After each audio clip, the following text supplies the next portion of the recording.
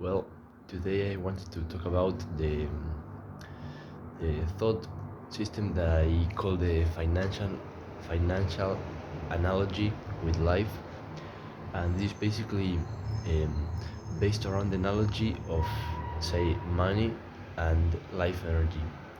So, how to be financially stable approximately probably is, instead of spending all the time, you invest in your long term future through, say, acquiring assets and things that give you a long term return.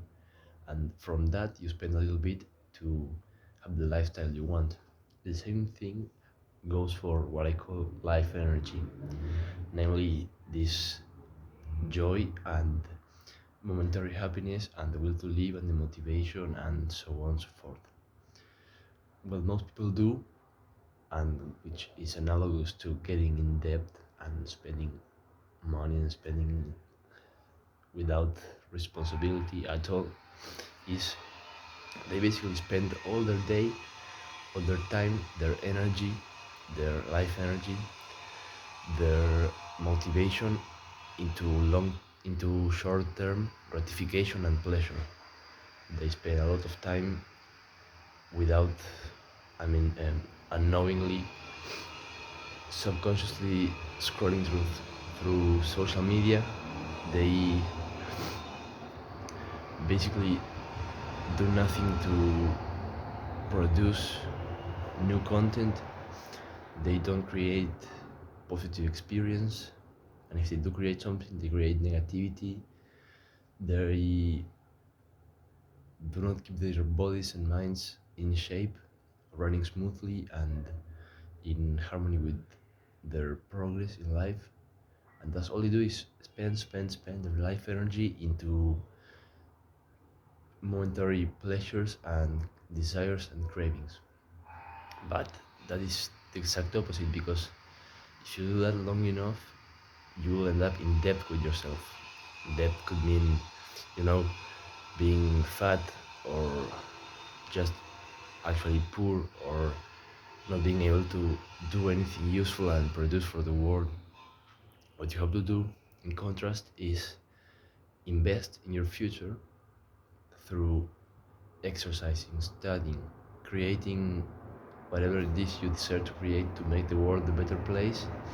And through the return in terms of self-esteem and motivation that you get with that, you spend a little bit of it every day to, say, relax and feel happy and chill out a little bit, but only after you have earned it through your long-term investment in yourself. Something that I've fallen victim to a couple times is just, focusing on building the future, but forgetting about momentary happiness and fulfillment. But actually, once you start thinking about it some more, happiness and joy are what you should aim for. But you should aim for them and try to get them, not at the expense of tomorrow. You should try to acquire those sustainably long term. Try to acquire them through a profitable and sustainable self esteem and motivation, and not through a never ending debt with yourself that just relies on more and more and more pleasure short term.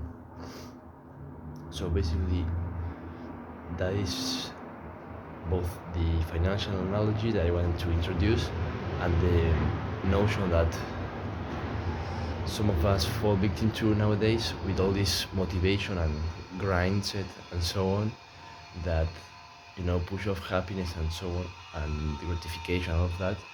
No, do not push that back, but push back the unreliable and unsustainable part. You should aim to feel as happy as possible through a sustainable mechanism and feedback from your achievements and goals. This is similar to what Goggins calls the cookie jar. You should have a pretty damn big cookie jar that you can constantly borrow from, but you constantly keep growing at a faster pace than you take out. That is how you basically use your achievement and hard work and hardship to actually ensure daily fulfillment, joy, and in long term, meaningful and joyful existence.